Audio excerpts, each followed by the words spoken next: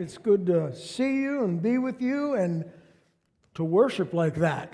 That's fantastic. I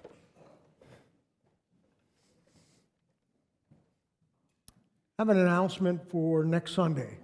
The church picnic, they found a location, and it's down at the Isaac Walton League. And if you say, where's that at? It's down yonder in the holla. You'll get directions. It's not hard to find. They're asking that if you're planning on attending, you can sign a sheet at the information center, get an idea how many people are coming is what they're trying to do. And at Herschel Park, where we normally go, has a big pavilion. Tables are all in there. It's really a nice setup. But because of the storm, we can't go there. It's some damage and a lot of trees are down. And so we're down at the Isaac Walton League. There's two very small pavilions, probably where the food will be lined up. And most of us, they're asking to bring chairs, and we'll probably have to sit and eat in our chairs. So just to let you know, and it'll be fine. You know, it's what we take. We can't help what the storm did. So I hope you'll come and enjoy the afternoon at the Isaac Walton League. Now, we're in a series out of the book of Daniel. We're calling the series Daniel. And last week, I covered basically 3 chapters really fast. Chapter 4, chapter 5, and some into chapter 6. And the reason it was quick and fast is it was important to look at each of those chapters because there's a complete empire change. And it's important to know that. Where Nebuchadnezzar, the Babylonian Empire, was very strong. When his son took over, when he died and his son took over, chapter 5, there's this, no, actually chapter 4, there's this change. And the Medo-Persian Empire begins, and that's where we're picking it up today in chapter 6. And I'm going to look at chapter 6 again, even though last week I talked about the lion's den. That's where the story of the lion den is. But I want to examine it in much more detail because I think it's important. It's sort of like, I love this song, Oceans, because it's so much like faith, and that's what it's all about. You know, you go down to the ocean, and I'll never forget, our family went down the ocean one time all together, and I think it was little Cam, one of my grandsons, first time at the ocean. And he was so excited to be at the ocean. And we get down, and he just starts running toward that water, right? Full blast. Cam goes, that's Cam. He's living life to the fullest, okay? He hits that water, no hesitation, into the ocean, and a wave hits him, flips him head over tin cups. He rolls out of that. He starts heading back. He said he's done with the ocean. And I never forget that. It's because it's like that, isn't it? It's sometimes when you go down and maybe the water's a little cold, so you like to get your toes in it. And then you go a little deeper and a little deeper. And, if it's not too rough, we'll get a little deeper. But we all have a tendency, for most of us, we like to make sure we can touch that bottom. But faith, and especially the song, calls us to go out into deep water where we can't touch the bottom. And that's where our faith has to move at some point, where we are in a position not to back out, not to do anything, but we have to depend on God. And I think it's a great thing that we had that song because it's Daniel. He's out in deep water. His life's in deep water. Think what he's come through. He was probably a young fella, about 15, 16, maybe. And Jerusalem's destroyed by the Babylonian Empire. He and all his friends they're taken 1,000 miles away. Everything they loved and cherished, and how we're familiar with the things we do, and how think if you didn't do it anymore. Somebody moved you to Brazil or some place like that, and there's nothing wrong with Brazil. If you're watching, please don't get offended by that. It's just that it's not where we grew up. It's not home. And then they're put into a school where they try to re-educate them. You know, they were Hebrews and they believed in God and their culture. And now they're in Babylon, and they're going to be 3 years in a school that basically tries to re-educate you into the Babylonian way. And it was the first time that Daniel and his 3 friends had to step out in faith and say, look, we can't defile ourselves with the food. We want to have lentils and things that God approves of. And they prayed about it. They worked through it. And then Daniel becomes, and the others become advisors, and Daniel's really high up. And Nebuchadnezzar has a dream. And he has this dream, and he can't remember what the dream is. And he calls all the magician stuff in. If you were here, you know the story. They can't say, you got to tell us what it is. He said, no, you got to tell me what the dream was and what it meant.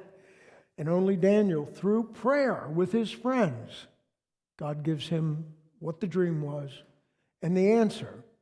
So we see Daniel, he's out in deep water, and yet by the power of God and really by the function of prayer, he's able to tread that water. You go into the image that Nebuchadnezzar erects and says everybody's got to worship it. But 3 Hebrew young men, they don't do it. They won't bow down. And they're thrown into the fire. And we see a picture of Jesus walking with them in the fire. There was no guarantee. We can look at that, and it's amazing that he spared them. But there's no guarantee that whether we go into deep water or whether we walk in the fire or face storms of life, how it will end. But it's a matter of having the faith and trust in God that he never leaves us nor forsakes us, and he will see it through some way or another. And that's important. I don't think that Daniel or Shadrach, Meshach, and Abednego ever had the idea that God would deliver them. They knew he could. They knew he could. But they also saw their country, because of sin, tore apart. They knew the stories of Moses and Egypt and all those things that were amazing. But they had to take that on themselves. They had to make it their own, and they did. And I often think, for us as Christians, so often it's like, what is God's plan for me? What do I always, and we struggle with, what is it? And too often we're always looking for something that, well, I'll work or I will do something for the Lord, but I want to be significant. And then we don't realize that everything we do for the Lord is significant. Everything. And God opens the door, and he wants us to come in, but so many times we stand at the door and we look in and we look around and we're not sure, we're nervous, but God opened the door.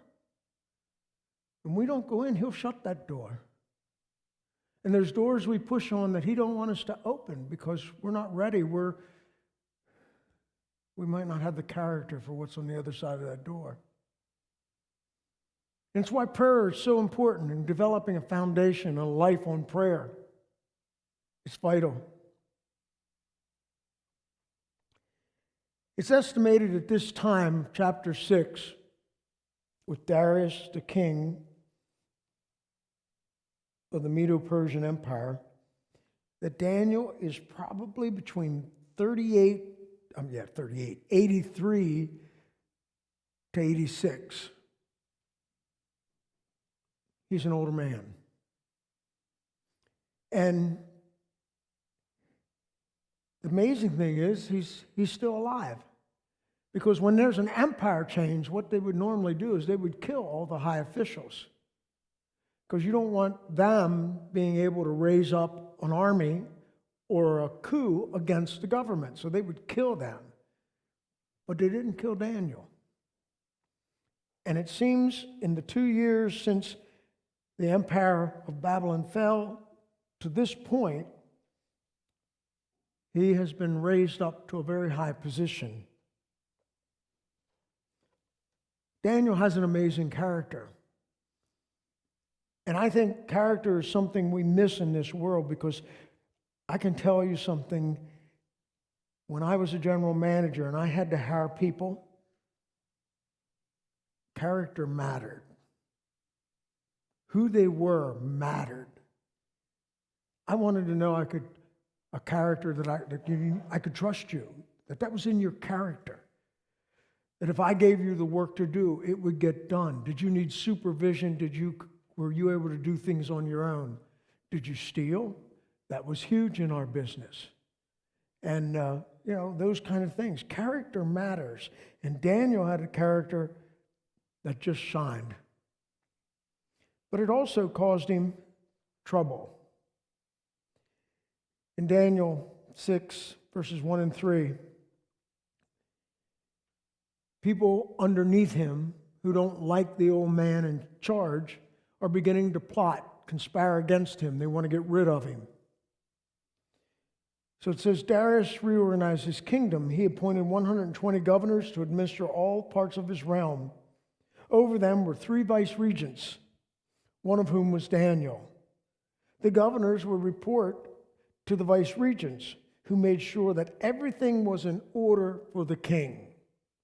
Not a bad setup. Pretty good setup when you think about how big this empire was and how powerful. Then it goes on, but Daniel, brimming with spirit and intelligence, so completely outclassed the other vice-regents and the other governors that the king decided to put him in charge of the whole kingdom. So Daniel's solid character, who he was, shined so much brighter than all the others who were in positions of leadership and authority. But it caused these younger other people to be jealous, to want his position, and they began to plot to get rid of him. Daniel just was head and shoulders above everybody else and became second only to the king. And it's interesting, I think it's something that we as Christians should remember. You know, when we have God's blessing and you walk with the Lord and you develop this relationship with Jesus Christ and it's strong and people see that you're blessed, you have to realize that God's blessing on our life will not always be met with the approval of others. There's some people who aren't going to like it. Maybe, you came to Christ and you're living for Christ and you're growing and growing, and you have some friends that they're the furthest thing. You're pretty convinced that they'll never be touched by Christ. They might not want to be friends with you much anymore because your life convicts them of their sin. So I think we need to be aware that God's blessing upon our life will not always be met with the approval of others. Fear and jealousy set in. And even in the church body, that can be very common. Individuals often become fearful and jealous of the success of others. I see that so much in ministry, where you see like certain churches, and they're doing really good, and God's blessing them, and they're just growing, and they're having like 15 services on a weekend. And then I hear people and other ministers, and they'll begin to criticize it, and they'll tear into it, and they'll do this, and they try to attack character of the pastor, and they're just interested in doing this and this instead of rejoicing in God's kingdom. Everybody has a part. And it's amazing to me how we work to tear something down that God built up. And I think we as Christians need to be walked very carefully, very gingerly, when we suddenly think we have a way that's beyond what God is blessing. And it's just something that we deal with all the time. And these men are trying the best they can to find something to charge Daniel with. These governors, these other vice regents, they want Daniel out so they can go higher, be more powerful. And they try to find some skeleton in Daniel's closet, something he did And they can't find anything. Nothing. I mean, he is faithful, he is diligent, he is trustworthy. They're looking everywhere at his life and find nothing. I would love to take our senators and congressmen, I don't care if it's in the state or at Washington, D.C., and let me open your books up. And let me examine your lives and see what we would find. I doubt very much that it's squeaky clean. Okay? That's just my opinion. But with Daniel, they're trying so hard. They have all their agents and secret informants looking at him and trying to find nothing. So they said, the only thing we're going to get him on is his faith, his religion. And the way to do that is go to the king. They're going to appeal to the king's vanity, his ego. I mean, kings have big egos. I mean, they were the number one guy. What they said lived and died. That's the rule and the law of the land. And they thought they were somebody, and they were. So they approached Darius, and it says they come by agreement, they came in concert. In other words, the governors and the regents and other officials got together and planned this out, and they all agreed. They said, this is the way to get Daniel. This is how we'll get rid of him. And we'll go and we'll flatter. We're going to scam King Darius. We're going to fool him. So they come to him, and they appeal to that pride, that ego. Verse 7, chapter 6 says, King Darius, live forever. We've convened your vice regents, governors, and all your leading officials, and they have agreed that the king should issue the following decree, that for the next 30 days, no one is to pray to any god or mortal except you, O king. Anyone who disobeys will be thrown into the lion's den.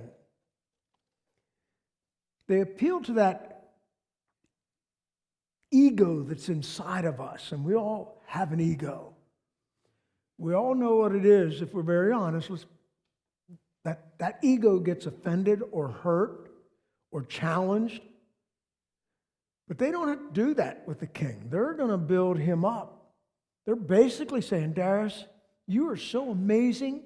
You're such a wonderful, good king, such a powerful leader. Well, you're almost godlike.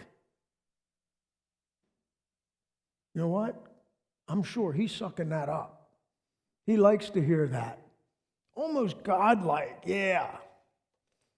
So basically they're saying to him, we want to have a King Darius the deity month. Those kind of things that make you all puffed up and sure of yourself. And apparently that sounded pretty good to Darius. He didn't think through this. He didn't think of any effect that would have. He just writes the law and signs it. And once he had signed it, it sealed Daniel's fate. And as they try to get this conviction of Daniel, what we see is Daniel's principle and his conviction and commitment to God shines. He was consistent. He was dependable. He was steady. And even in the midst of this decree being signed and the consequences of being thrown into the lion's den is not a very promising perspective. Okay? These lions they were kept constantly hungry. So they're always ready to tear into some meat. All right? So whether it's meat on you or some other person, that's what they wanted. So it was a very frightening perspective. So what they did then is they said, we're going to watch Daniel. And they put informants and people that would watch every move he made. They want to see when he will pray. Will he do it? In verse 10 it says, when Daniel knew that the document had been signed, and it's something to think about that. When he knew the document's going to be signed, if you think about it, what that really is saying is like, now to pray, it's going to be very costly. It's basically illegal to pray to anybody but King Darius for 30 days. So now, just praying is going to be very costly. So what does he do? Knowing that the king has signed a decree, knowing full well the consequences. The scripture says he did what he did, has been doing for 70 years.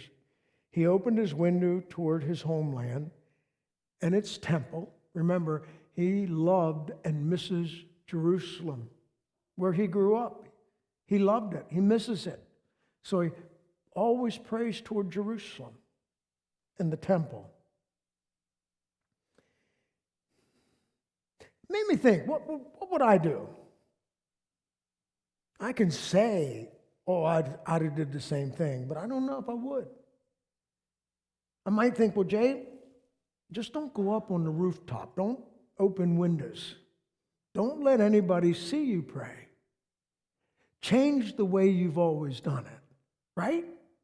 I mean, why not? Or go in a closet. Speak in your head. Not with your voice, but in your head. You know, God, and keep your eyes open. Now, we understand that, you know. I say that many times, when you can pray while you're driving, but keep your eyes open. And isn't that all right with God? I'm sure it is. So why couldn't we say that and still pray to God in our head with our eyes open and a smile? And we're still praying all the time. Who would know? But it wasn't his habit. It wasn't his conviction. He wasn't going to hide his faith and trust in God. He wasn't going to try to become an undercover Christian, or that time undercover Jew.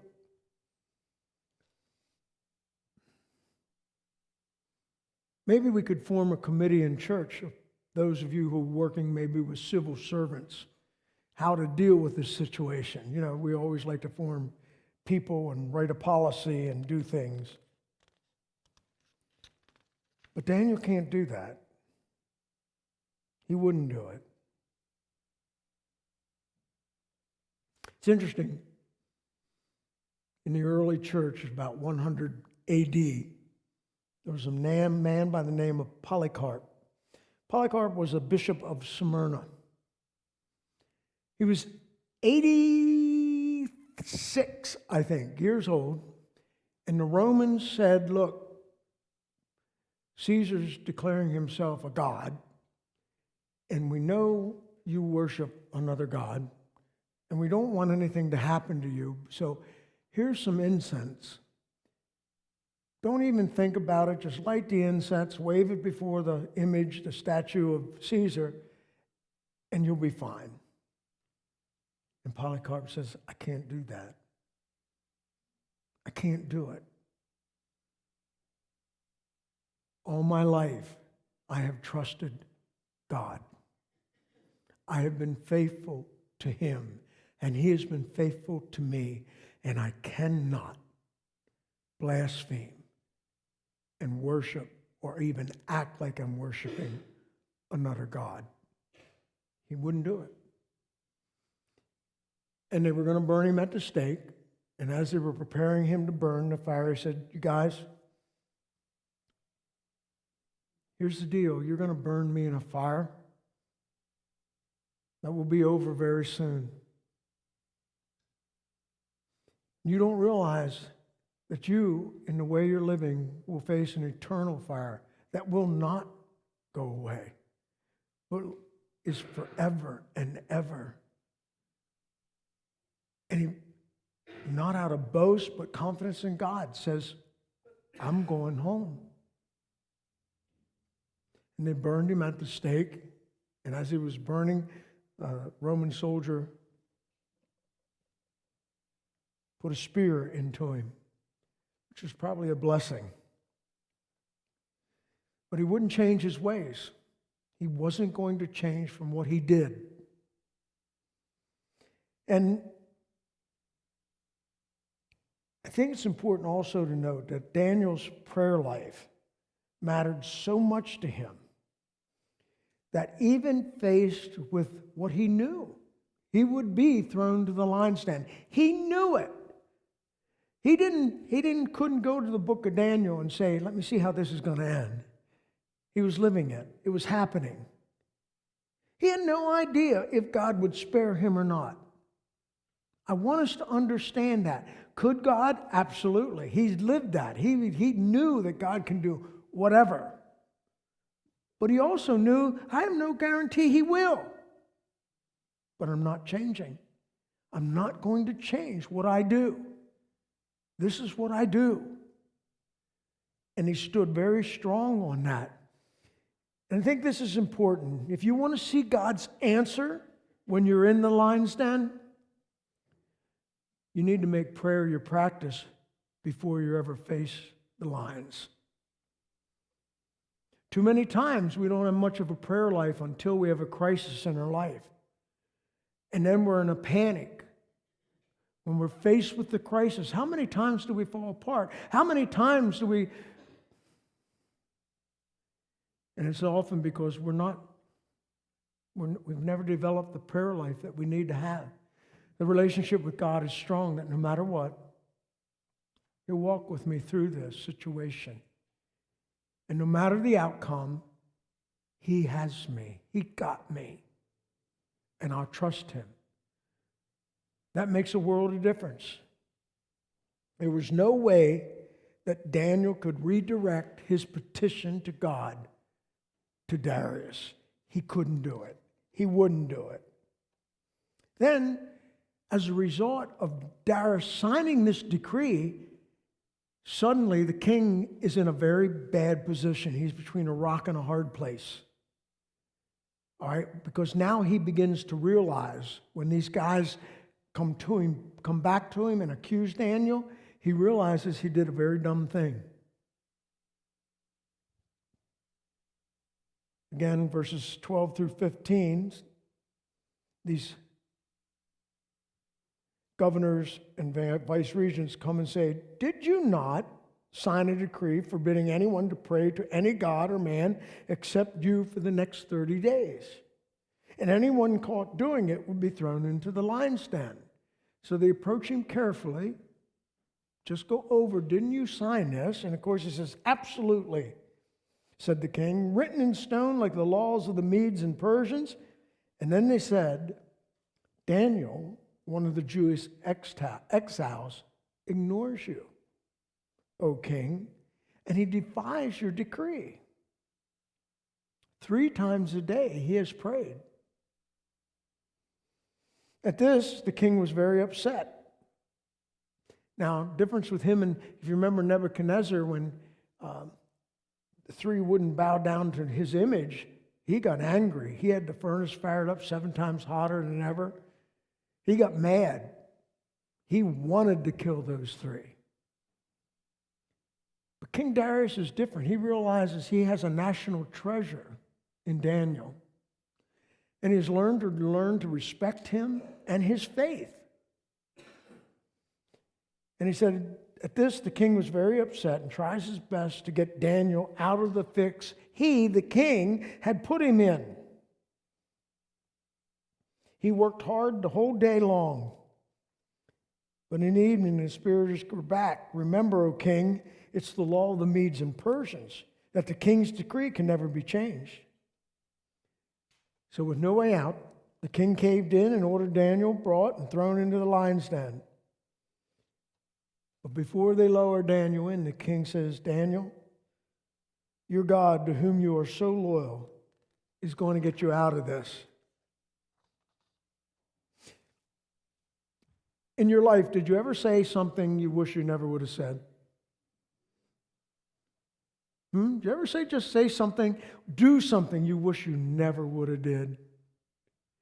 I'm sure you have. You just wish you could, wait, let me get that back in here. But see, it's out. Once it's out, damage is done. It's like the law of the Medes and the Persians. It's written in stone. You did it. You said it. So many times we look for, we have to do this or do that, or we create a policy for this or that thing, and then that policy comes back and bites us. This is what happened, and Darius realizes that I've been a fool. I let my ego, I got big-headed. I was self-centered, all on me, and it's what a king does, and it was foolish. And I can't find a way to take it back.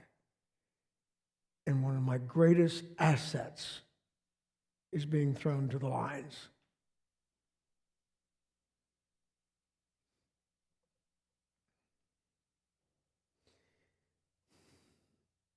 Darius' response is very different than Nebuchadnezzar's because he realizes what he's done.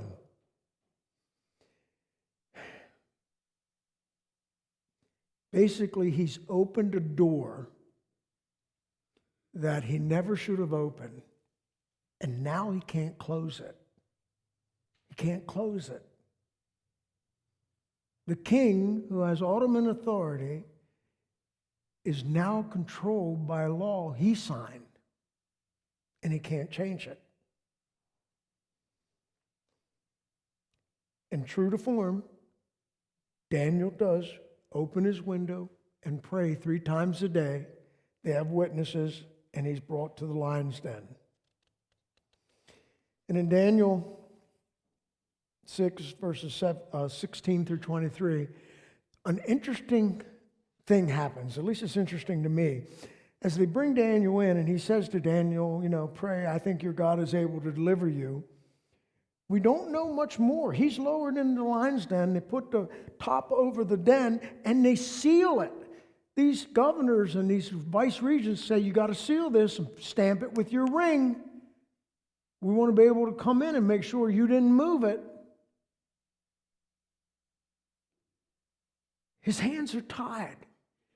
And what we have isn't about Daniel being down with the lions. It's about how the king suffered. He's agonizing. He's distraught. He can't sleep. They said, they even bring up, he doesn't even have his nightly entertainment, whatever that was. Maybe he couldn't watch Netflix. I don't know. They didn't have it, but maybe some form. And he's all bent out of shape. But he's not even worried about that because he realized what I have done has set in motion. I now can't change. Our actions have consequences, don't they? Our actions have consequences. And Daniel is now faced with the consequences. Now, I have no idea. I have seen pictures of Daniel in the lion's den. I've seen him asleep, laying on lines. I've seen him with lions in his lap, petting them like a cat.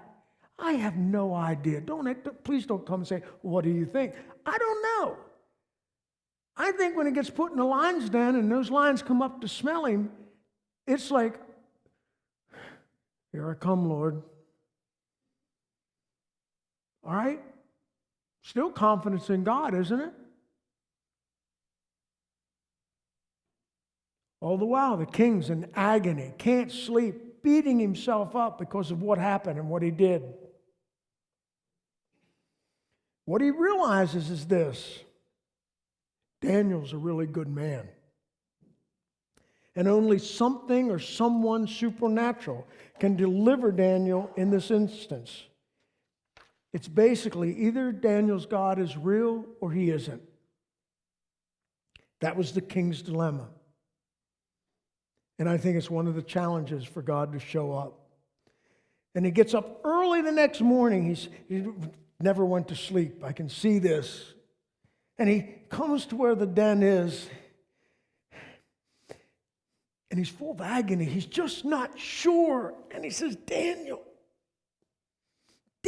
was your God able to deliver you? Did he spare you from the lion's mouth? A great king with a pitiful plea. And then he hears, "O king, live forever."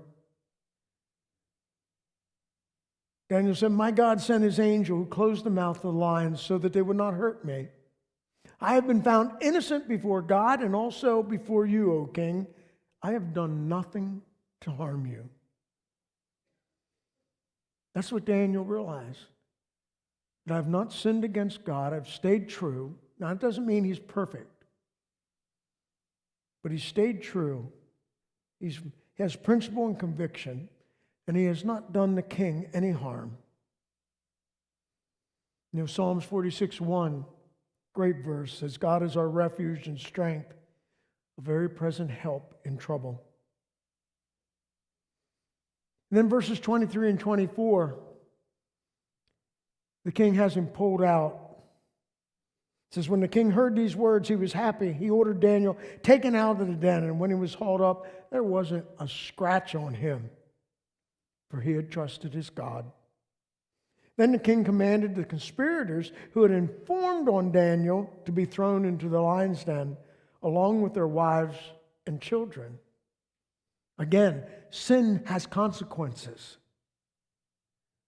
Possibly, the wives or children had no way of knowing or had anything to do with it, but they paid a price for the sins of the father. Before they hit the floor, the lions had them in their jaws, tearing them to pieces. And what's so interesting about that is that whole scene of the lion's den is a picture in the Old Testament of Christ, of what is to come. Daniel, in his convictions and his commitment to God, he is not Christ, but he is this picture of Christ. Think of the picture. And he says this, he said, "I have been found innocent before God and you. I didn't do anything." Jesus was taken in captive. And what did Pilate say about Jesus? "I find no fault in him." There's nothing wrong with him.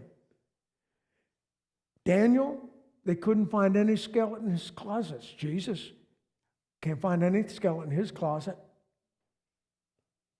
How did they get him? On their religion, on their faith. Daniel, his faith in God. Jesus, he says, "I'm the Messiah." And they convicted him on that statement, on that. Daniel, basically, is lowered down into the lion's den. And though he doesn't die, I am sure looking at a lion face to face, about as close to death as you get before getting dead, they nailed Jesus to a cross and he died. He died. The next morning, Daniel's in the lion's den overnight, and they break the seal and lift him out, and he's alive. Jesus is taken down, laid in a tomb. They roll a stone over the tomb, and they seal it with a royal stamp, ring. And the ladies come on Sunday morning to finish the preparation for total burial. And the seal was broken, and the stones rolled away, and Jesus is alive. So here in this Old Testament is a foretelling. It's this picture of Jesus Christ, of what God is going to do. I'm going to provide a way for everybody to be spared from death eternally. We're going to die unless Jesus comes before we die. We will die. But those who believe in Jesus Christ as Lord and Savior will never die. But we have eternal life. And that's what we have in Jesus.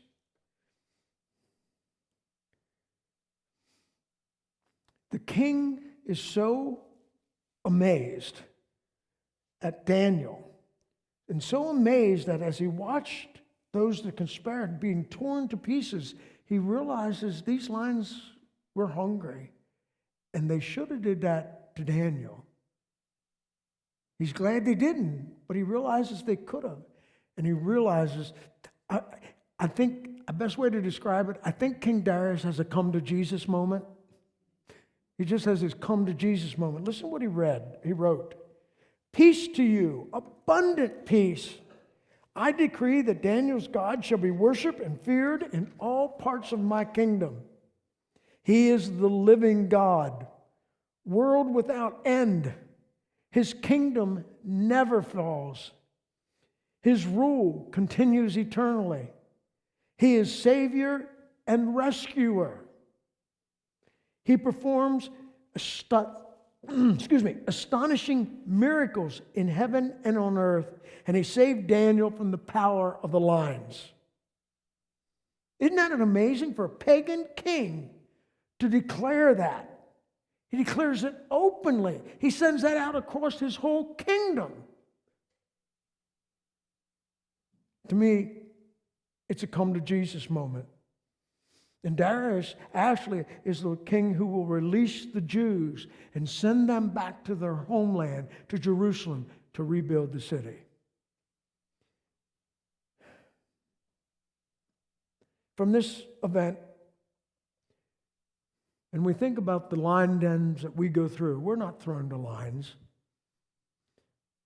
but it's just an example of life crisis. If you are alive on this earth, you will go through some crisis. You will have difficulty. You will face sickness or addiction or guilt or shame and so many things in our life for what we do or what we've done. And you know what? It's like we can't seem to break through that door, but Jesus Christ can. Jesus Christ can open any door, unlock any den, and bring us back to life. That's the amazing thing. And as a Christian, if you're a Christian here this morning, we need to realize how important our prayer life is, how much encouragement and strength. It's like standing on the rock. That no matter what happens, I can do this. And if he calls me to go out into deep water, I can go out where my feet don't touch anymore. But he's got me because I'm standing on faith, because I build a relationship with prayer. And that makes all the difference. You know, my wife and I love that woman. I'm 50-some years together with her, married 49 years this October. And I trust her.